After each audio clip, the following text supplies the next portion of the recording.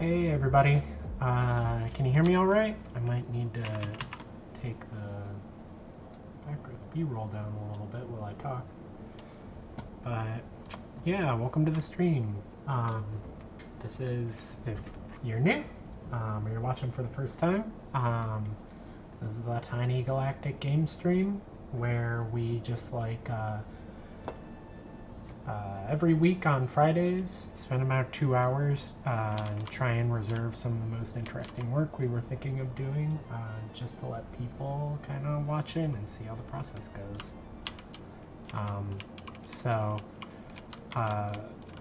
Our current sort of priority with the demo right now is to start building out some new gyms, which are basically like test demo levels to show off different features of the game. We have one like pretty well developed gym that you can like go back in our catalog and see. We did a lot of this development on stream, which was kind of like this little moon, and it had all these sort of pirate ships that flew around it and stuff. So like this scene is like relatively well developed. Everything is laid out. There's spawners for everything, and there's also like a scenario script. So like when you go in and you set stuff up correctly, you can see we play through this level. So this was like, you know, showing the basics of the game, and it was also showing that we're doing sort of unusual stuff with like gravity and the camera and like sort of the structure of the levels, that they're not just all going to be like little flat maps. And so there's like 4 or 5 different other prototypes we were thinking about, and so I was going to pursue this one next. So you can see, whoop, let's turn that scenario off. Oh, let's turn that music off too. Is that stuff even going? Let's find out. Yeah. Maybe we want to take those sound effects down a little bit. Zoop. Unreal volume. There we go. You'll also notice when I play the game, look at all this cool line work that's on the player. That was stuff that we started working on like on the stream last week, and unfortunately I didn't finish it on stream, but shortly thereafter I was able to get it all working nicely. So basically it's rendering these things called SDFs, which stands for Signed Distance Field. You can see they're kind of like these blurry versions of the line work, but it's not just blurry. When you zoom in, you see that like in certain places, it like, where's like a good example? Like up here, there's like some thin black line work inside of here. And what these are really representing is just like where the pixels will go if you make the lines thicker and thinner. So that lets us control like how thick the line work is on the player and modulate it by stuff like distance. So when you're like further into the camera, the line work kind of shrinks, and then when you stop and you get close to the camera, the line work gets a little thicker. So anyway, that was just a follow-up from last week. But in this sort of like basic setup, I've worked on this for about an afternoon so far. I created these splines where when you fly into them, your player just automatically becomes a jet. And now here we are. There's just some like random orbs to shoot.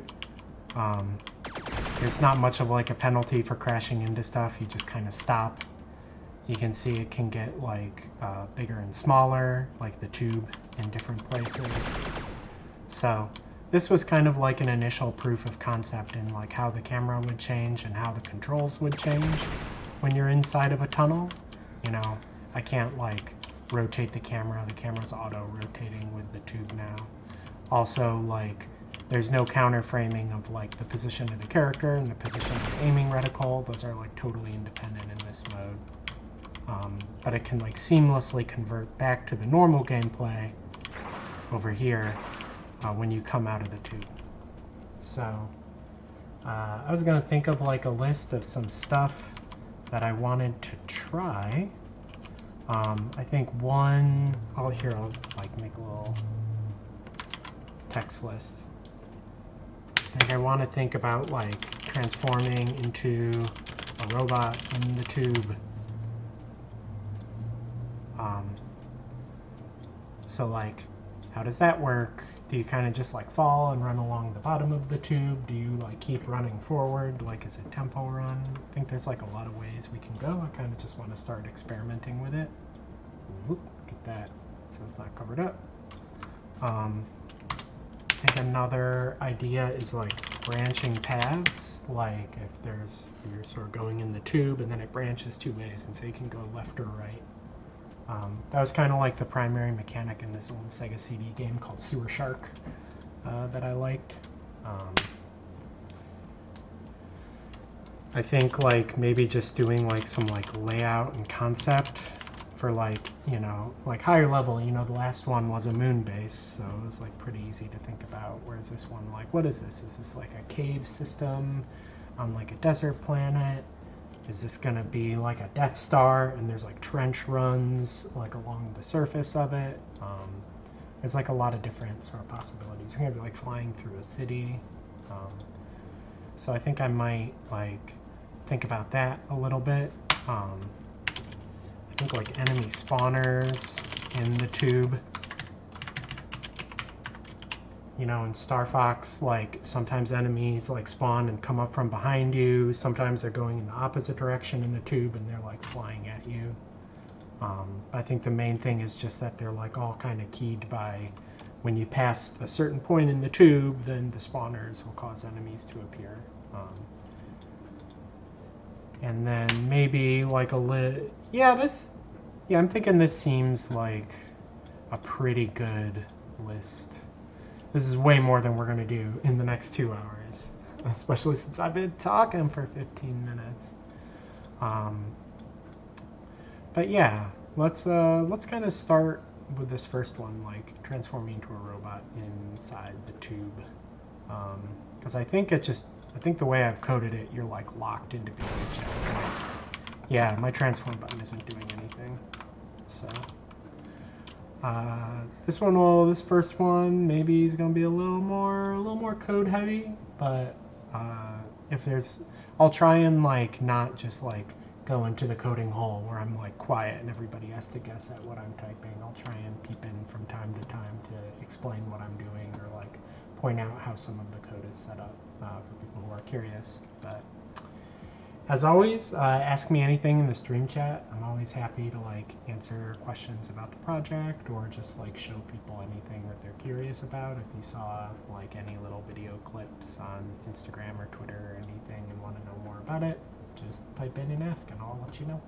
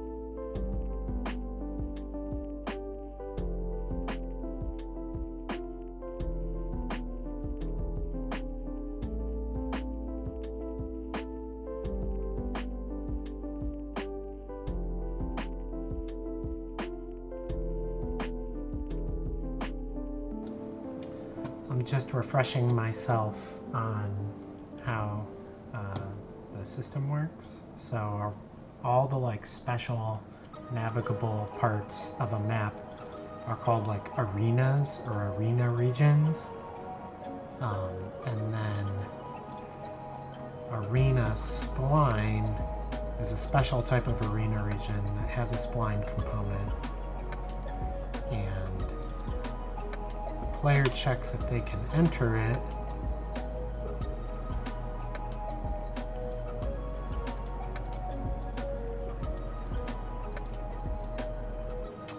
Yeah, it just checks, it finds your closest point on the tube, and if that closest point is less than the radius of the tube at that point, then you enter. So I think, if I'm understanding my own code correctly, I should be able to just like enter, yeah, on the side like that. So it doesn't require you to like enter and exit at the beginning and the end. It's just like an overlap check.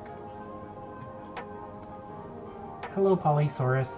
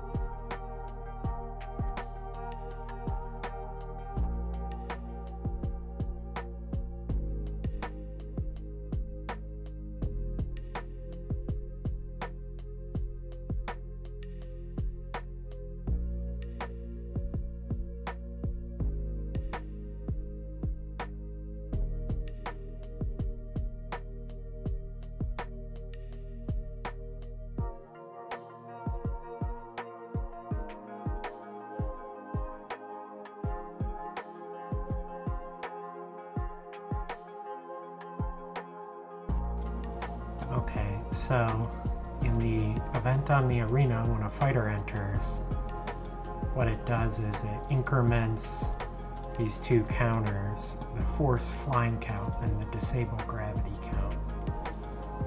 So gravity isn't considered when you're in the spline. I guess it puts you in 0G mode. That was probably to stop the camera from trying to do horizon stuff. And then we have this force flying count, which like is just like a hint on the base pawn. And then I think the ace fighter, which is the subclass for the transforming fighter, yeah, if you're force flying, then it forces you from robot movement into jet movement. So I think the first thing that I need to do if we want to be able to run along the spline as a robot is that we don't want to increment this force flying count. This is probably going to make some bad stuff happen, but let's just see.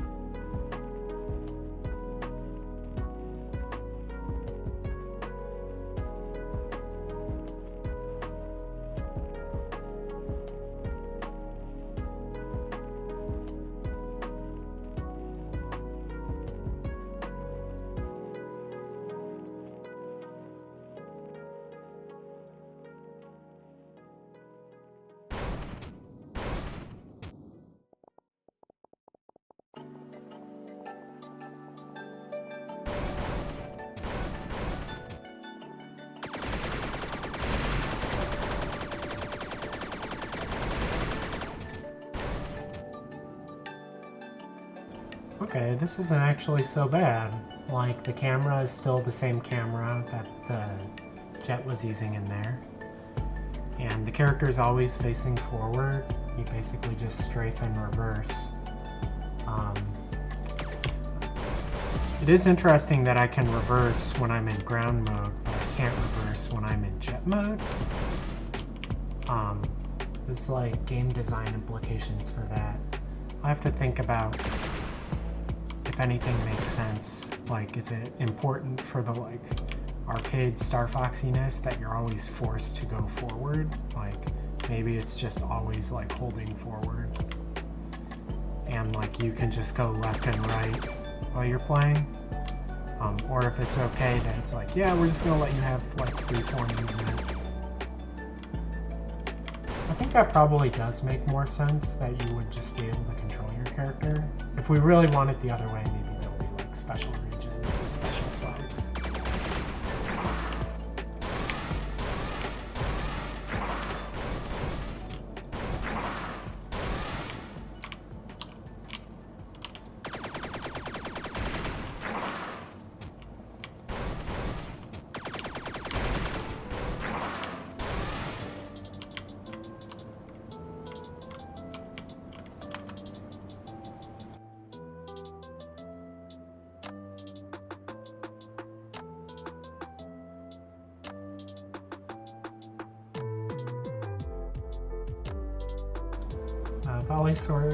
Source is asking if there's any difference between the mode switches besides movement. Not really currently. You have all the same like attacks and stuff, and like damage isn't really handled any differently. But there's certainly like a lot of, that's definitely like feedback we've gotten, which is like in certain levels it's like it's so much better to be the jet. Why would I ever want to be the robot? So I've thought about like robot has less recoil, or like robot like sponges more damage before you actually like take structure damage or something. So it's definitely a thing that we're actively thinking about. But yeah, right now it's just a movement switch. And like in movement, I'm also including camera. Like the camera handles really differently between the two.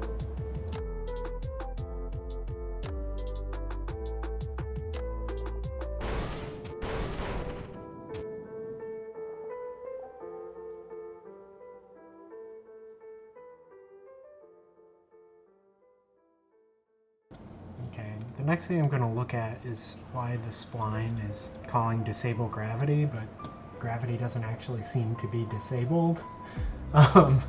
So I think I want to maybe get rid of this flag and just actually fix whatever seems to be broken that this is kind of hacking around. So.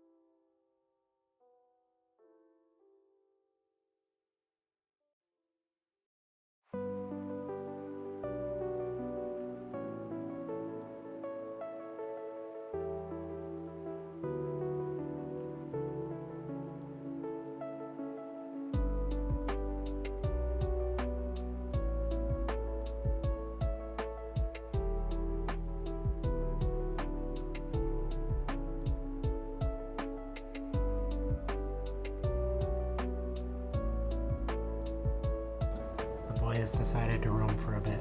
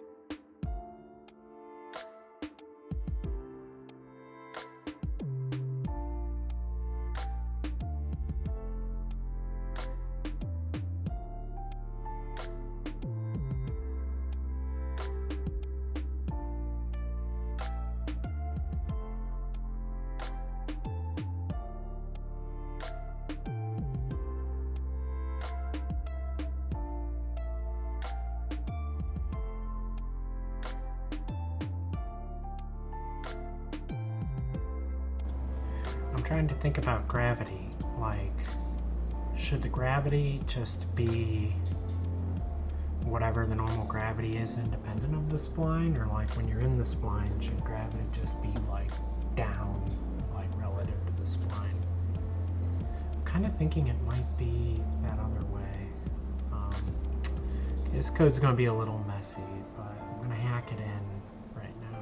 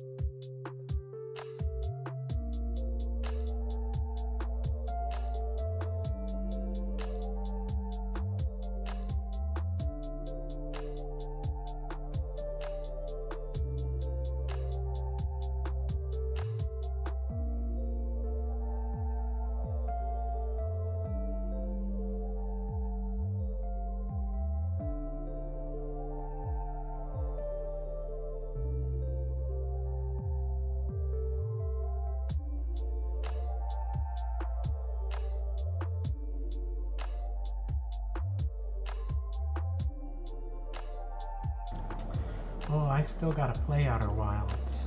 I got a big pack of Annapurna games and it was included in it, so I was excited to try it out.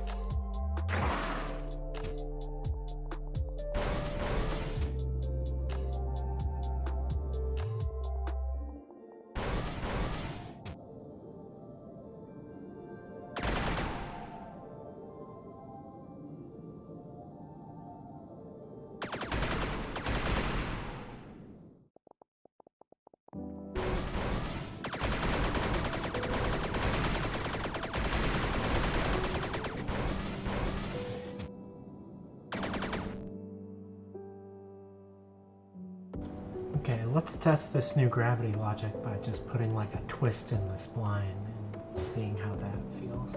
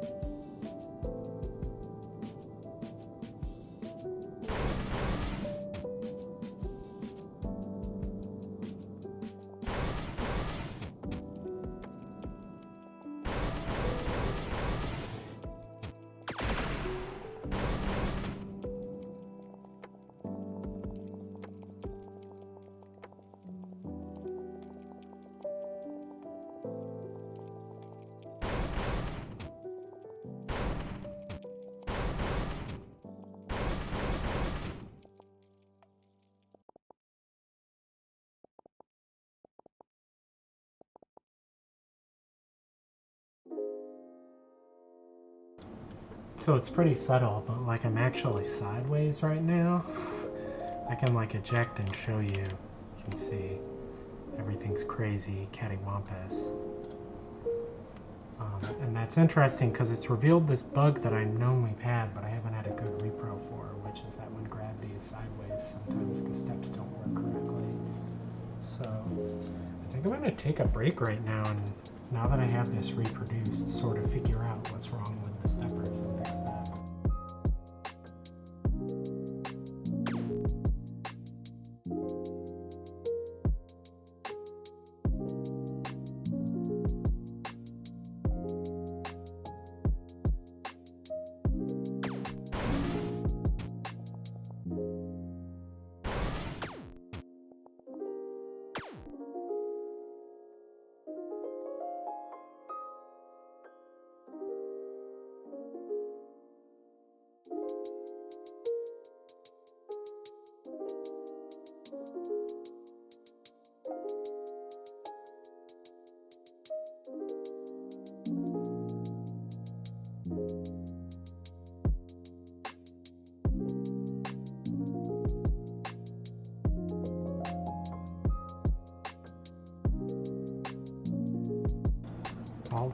All the generated stepping is done with this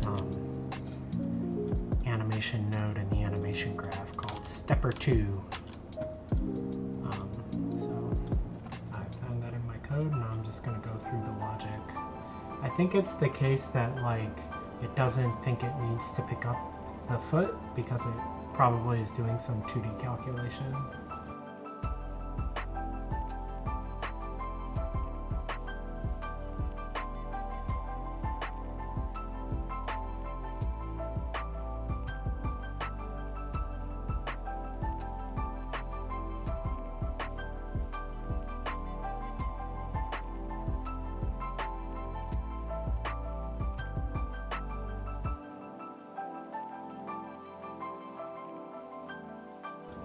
Yeah, it looks like this is it right here. It's comparing the contact position of the foot with where we want the foot to be and seeing if that is past a certain amount of distance, which is just like a quick check on whether it thinks it wants to pick up the foot. So this actually, instead of being just in the world space XY plane, it needs to be in the plane of the current gravity.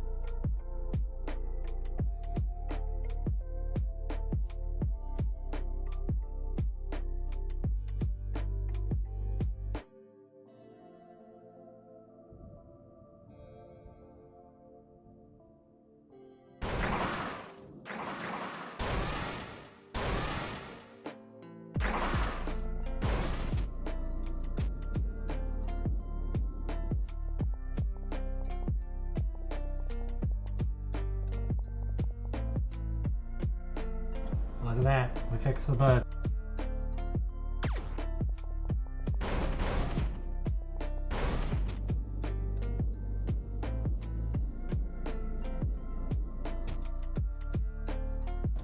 Another thing that I'm noticing is that, and this isn't specific to the tube, but when I'm dashing and I like am on like a beveled surface, like a half pipe, like this tube, and it goes from being like a slope that I can stand on to a slope that it thinks is like a wall and is too vertical, I just like suddenly stop, like I hit a hard wall, which sometimes you want that. It's like a good conservative choice, and it can make the movement more consistent. But there's like another sort of thing, which is that you can sort of treat it like a skateboard and have you basically just transfer that into like vertical movement. So I'm wondering if like I might like avail myself of the opportunity to do that. You can see that. I keep talking about this as though I can't just demo it. So I'm like dashing, you see it's like I hit a wall. Bonk. I'm wondering maybe we kind of like get a little bit of airtime when we do that. It might feel better.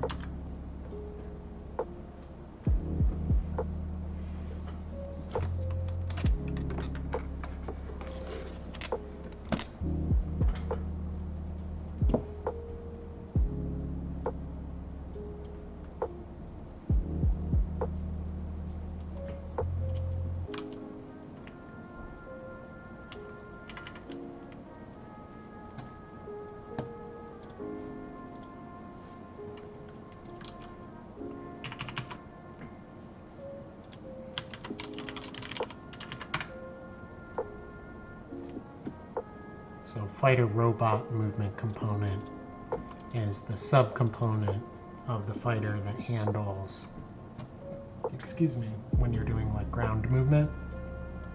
This component shared between the transforming ace fighter and the spider because they both have the same ground movement, just tuned differently. But the Falcon, the dedicated aerial fighter, doesn't have this component at all. Because it never turns into a robot, never walks around. I'd add it if I gave it like a kind of like chicken walker mode, but we don't have any plans for that. So.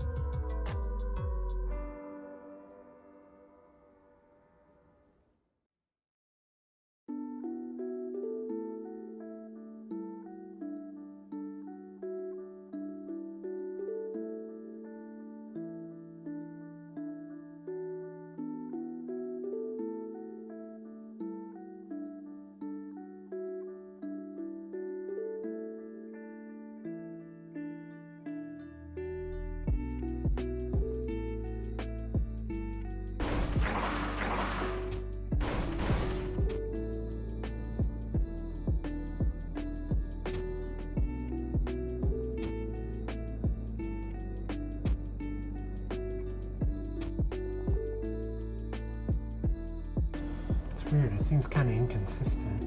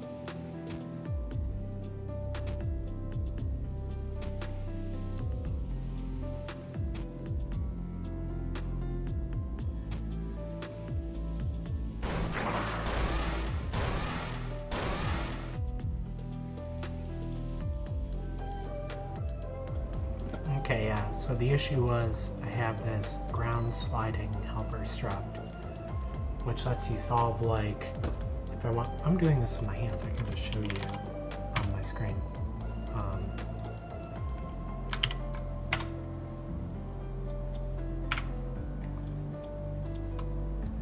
Yeah, like if there's a wall, tick, tick, tick, tick, tick, tick, tick, tick, tick, tick. Why do I feel the need to draw this like a physics professor to show you the solid side? And then your velocity thinks you want to move like this. And then what the sliding struct does is it goes like, oh, you hit the wall here. So I'm going to decompose the remainder into like a part that's along the wall and a part that's like into the wall, and you're just going to use this part that's along the wall. But I had some special options on there to prevent you from gaining height or creeping up walls, which, like I said, is like useful for making character controllers that are really consistent and like give reliable results that people can use to build skills around. But I'm turning off those special checks when you're dashing, specifically so like you can like sort of get airtime. It's still, you're not really going so fast that you notice it. Like,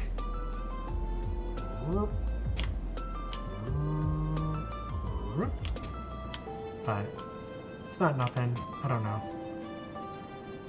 I really haven't dialed in the ground movement for the robots too much yet. I don't have things like turn on spots and planted turns yet. So maybe maybe one day I'll have like a ground movement, like deep dive stream day. But that's not what we're up to today. We're just trying to think about the tunnel. So let me go back to my list. Transforming a robot in the tube, done. So the next thing is having branching paths. It's going to be a little bit tricky with the way that my current tube is set up, because it just has like a solid wall all around you, and like we would need to like cut a hole out of here. This wall is actually just like, it's for like sort of test purposes. It's a like generated mesh, so it's not something that's like really easy to edit. My like generator is really primitive. It's not like a kind of super fancy tool like Houdini or the like wild new Unity mesh tool that Freya Homer is building. It's just like, make a bunch of triangle strips, put them along this tube. So I think I'm going to make another version of this tube which just places a bunch of rings so that we can see where you're going, but those rings can have gaps in between them and they can fly in and out of the gaps. Maybe that'll be sort of the beginning of like being able to test this branching stuff. So let's add that.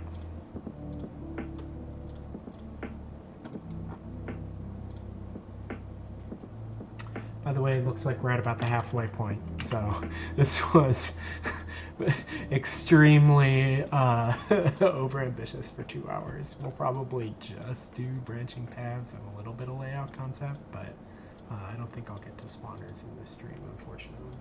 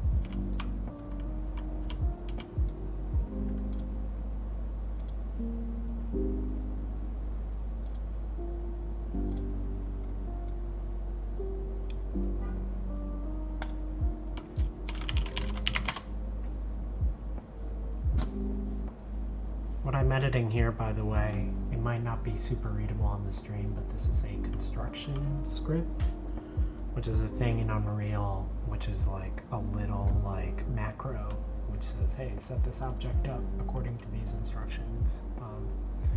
And these are pretty useful for things that you just like hand place in the level, that you just want to automate, like add a bunch of stuff along the spline or whatever, that has the like additional bonus of like all the macros are run when you make a build, and it like cooks out a mod pack for the game.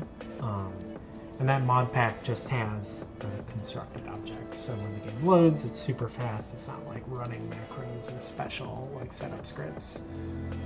These are like just run in the editor. So it gives you like the convenience of having a kind of smart object without having to like pay a price for it, like on sort of the end player console.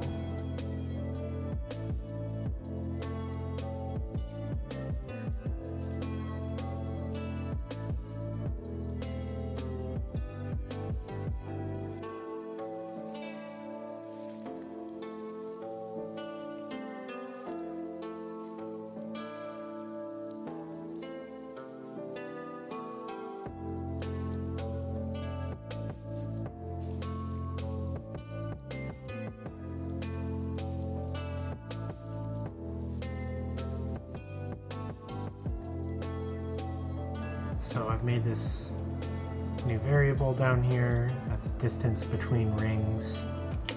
I'll set that to 5 meters. I say 5 meters and then I typed in 500 because Unreal always expresses units in centimeters. So now I'm just going to do a little math. Like, given how long the spline is and what the distance between the beams are, how many rings should I place? And then I'll go through and actually spawn the rings.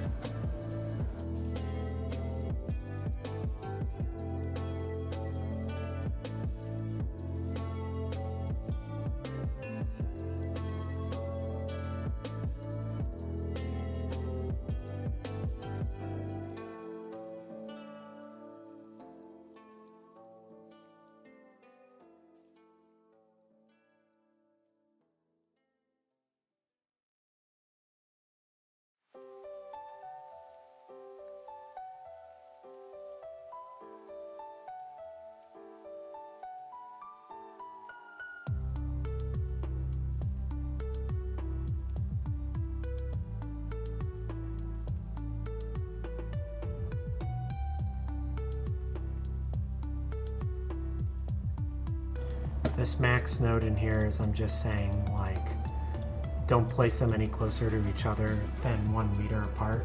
That's both to avoid a divide by 0 here, but it's also like because I don't want to like accidentally set this number too small and then have it try and place a million rings and then choke. So.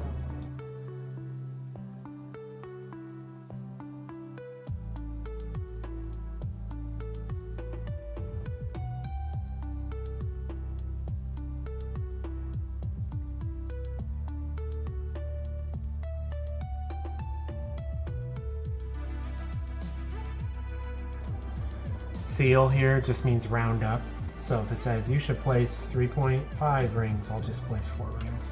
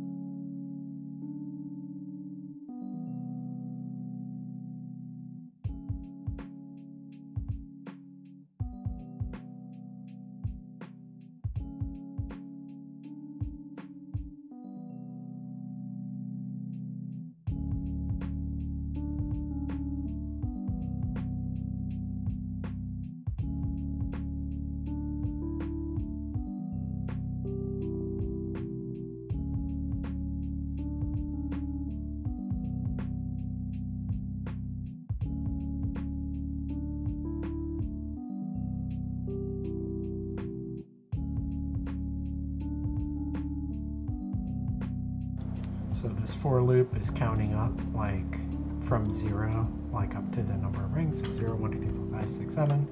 Then this progress is converting that integer into a ratio, like if there's 10 rings, it'll be 0, 10%, 20%, 30%, da, da, da, da, da, up to 100%.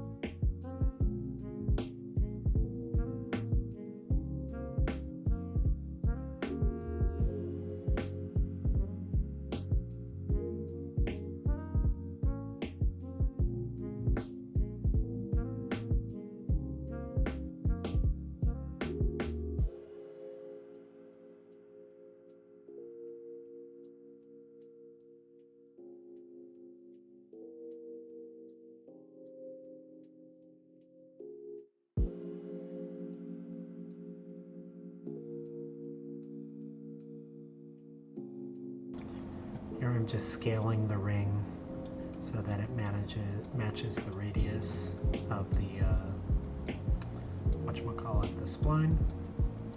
And the ring here is also oriented up and down, but we want it oriented like forward backward. So to do that, we also have to rotate it. I'm going to rotate it 90 degrees along Y, which is the pitching axis.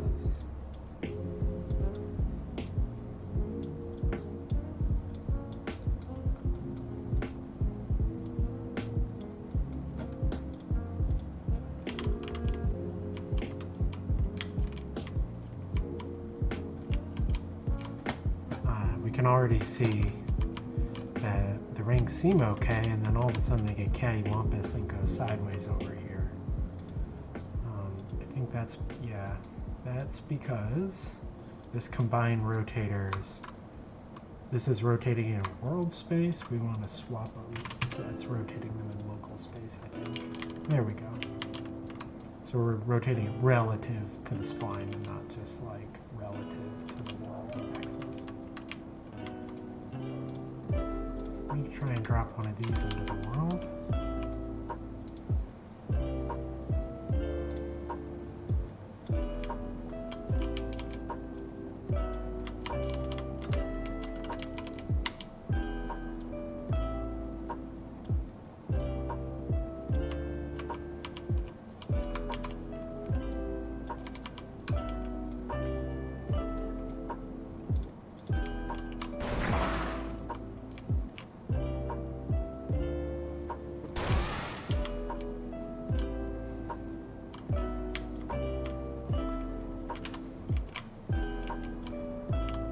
Oh, this is interesting. I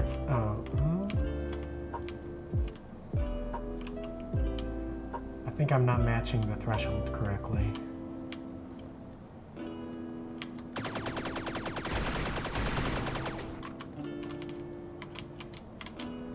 But you can see at least we can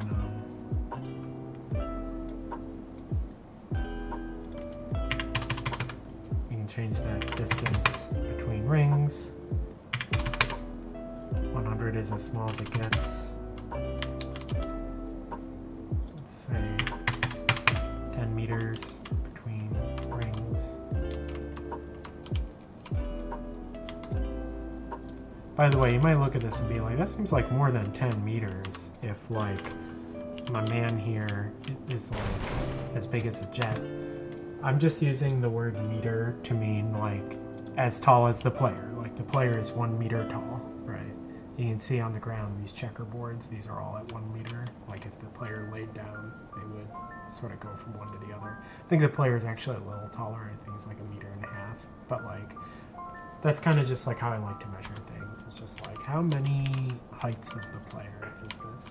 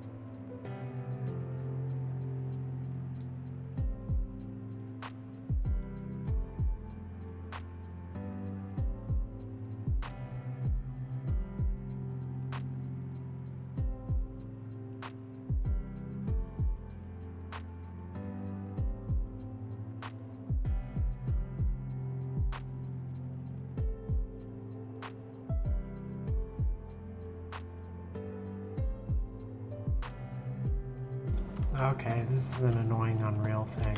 Unreal always composes scales in local space. It's called like a TRSS transformation as opposed to the way matrices work. So these aren't scaling correctly because they're rotated. So I'm just gonna have to make a copy of the ring that's rotated correctly.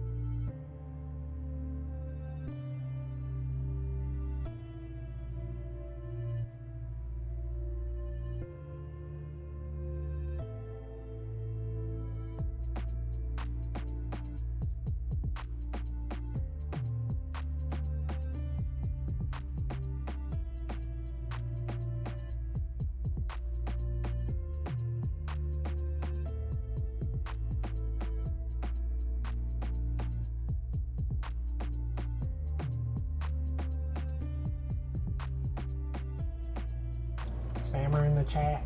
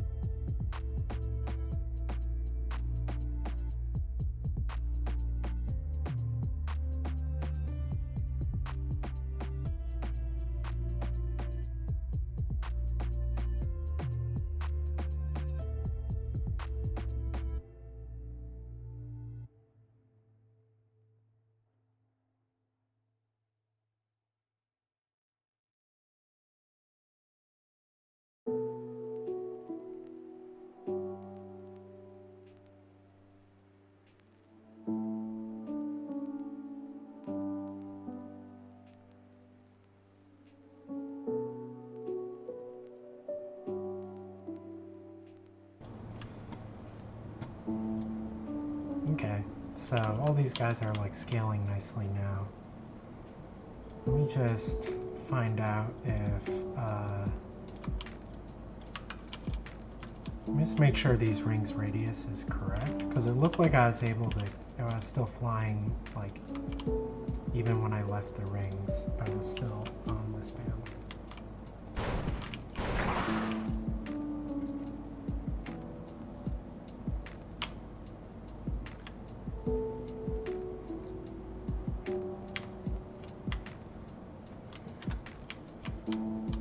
Okay, so I guess my current logic with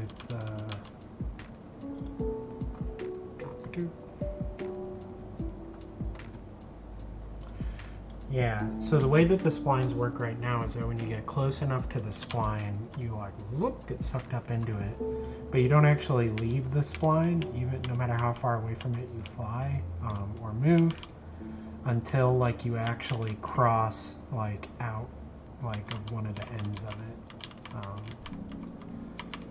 So for a branching path, what we need to do is some kind of check where like we have like another, let's make something here.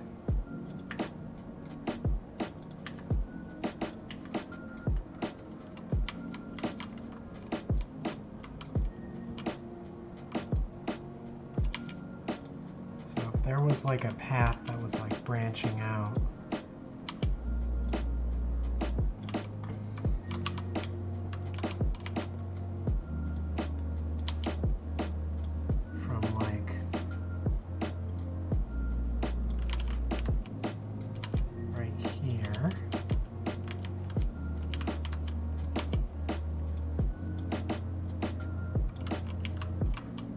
to detect that, like,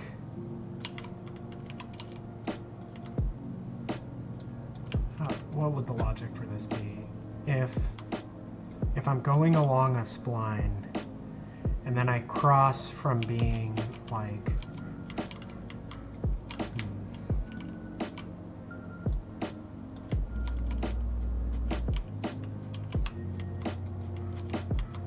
I guess it's like if I think it's like if I go from being outside, right, like before the beginning or after the end of this spline, to being inside, right, then I should swap over to this spline. And it's important to note that it's with the end point and not just that I'm like close enough to be attached to this spline, because we don't want the code to like, because they're overlapping, to get confused and like keep swapping me back and forth between the two splines. Like I think it's like I'm on this spline, but then if I like cross this one disk right here, then I should like attach to this spline. And then just to make it even more sort of fun and complicated, if this spline then moves back, 3D, it's confusing.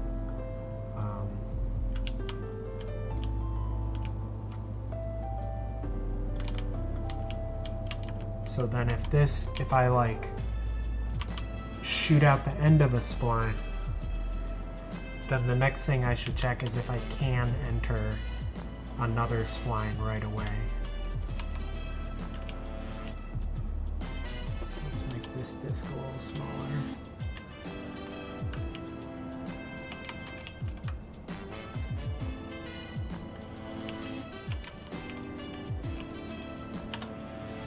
Just for clarity's sake, for this smaller spline, let's give it like more rings, just so it's like really obviously different.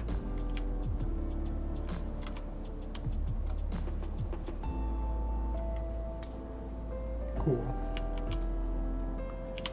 So when I'm traveling along this spline, actually, I'm going to update this to, I added that force flag, right?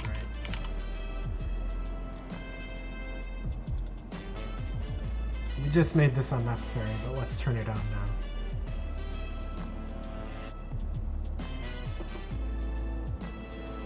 Seserac, Spammer, I missed it. Yeah, it's because we used our mod powers on them and erased them from history.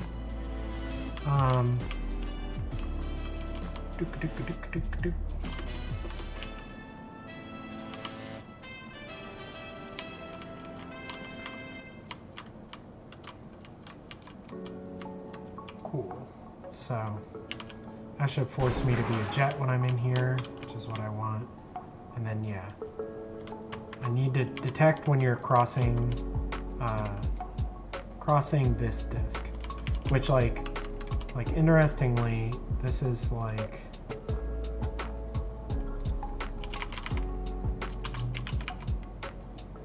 yeah, this is a bidirectional.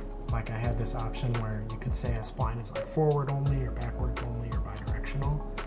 For like a bidirectional or like a reverse spline, it's not just that you cross into the beginning of the spline, you might also cross into the end of the spline. So like in the bidirectional case, there's two disks that I need to check, right? Because I can fly in here and then cross into here and go this way. Or I can fly here, I can cross in here, and then I can like loop back, and then I can come back this way. So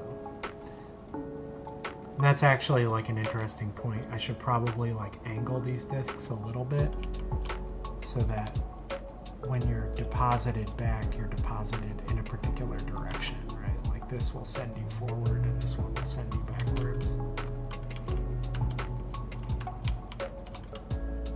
Or maybe they just both send you forward if I like angle them both this way.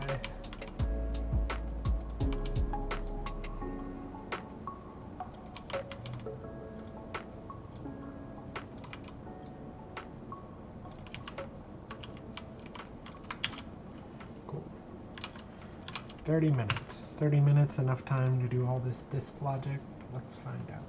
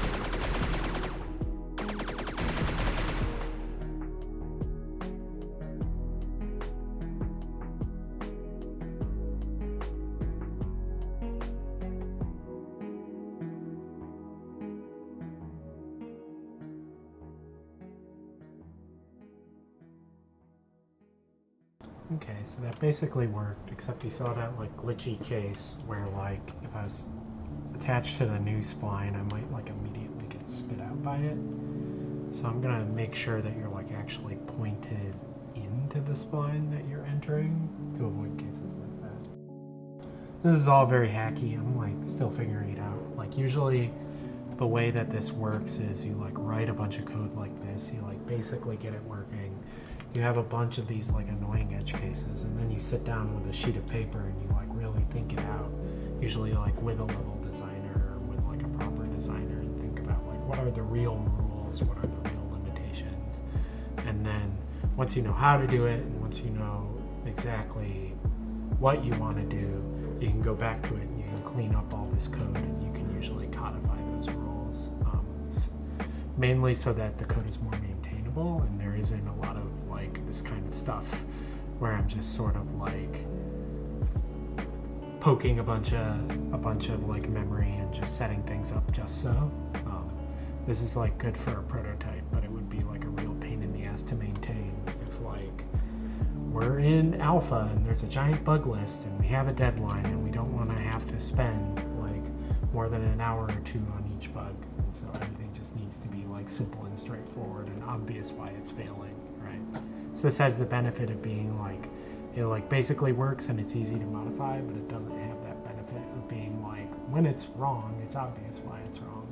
But that's the beauty of prototyping. You can just write this kind of prototype code and just sort of like have fun with it.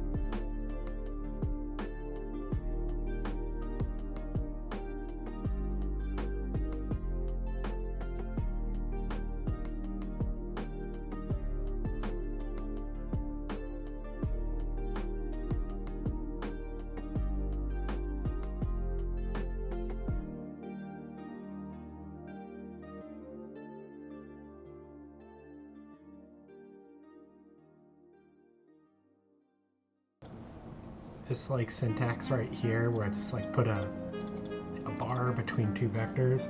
This is Unreal shorthand for a dot product. So both of these are unit vectors, which means the dot product is going to be equal to the cosine of the angle in between them. And if that cosine is positive, that means that the vectors are facing in the same direction. This is like the cheapest way to do that kind of geometric calculation.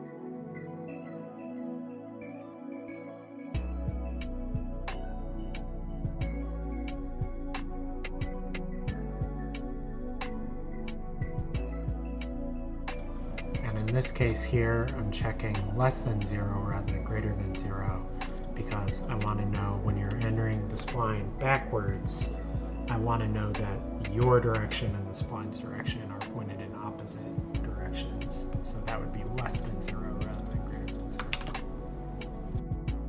Another way I could do that is I could just negate this ender here to say, well, I'm entering in reverse, so all the directions are backwards. It's just same difference.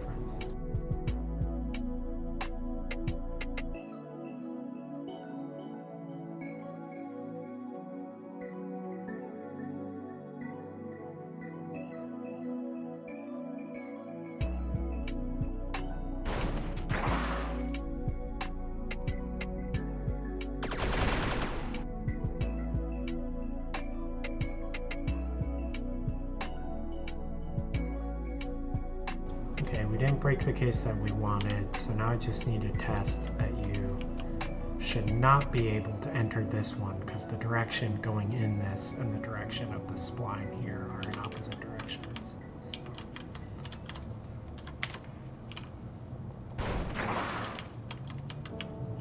Let's not take the branch. And then even if I try and fly into this out here, it doesn't matter. I stick with my current spline. Cool beans. So, in terms of our little prototyping checklist, 2 out of 4 is not so bad. It's better than yesterday where I got 0.9 out of 1. But yeah.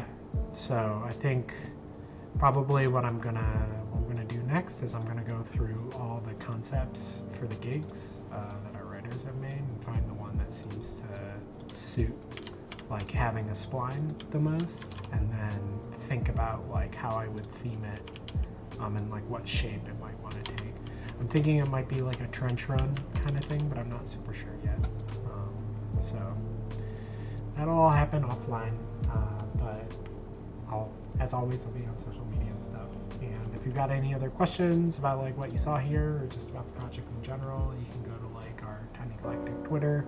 We've got links to the Discord there. There's an ongoing AMA thread that you can just ask me anytime. And I'm not gonna respond in real time necessarily like I do on Twitch, but like we're like pretty active there, and it's not like super busy, so it's like pretty easy to stay on top of everyone's questions.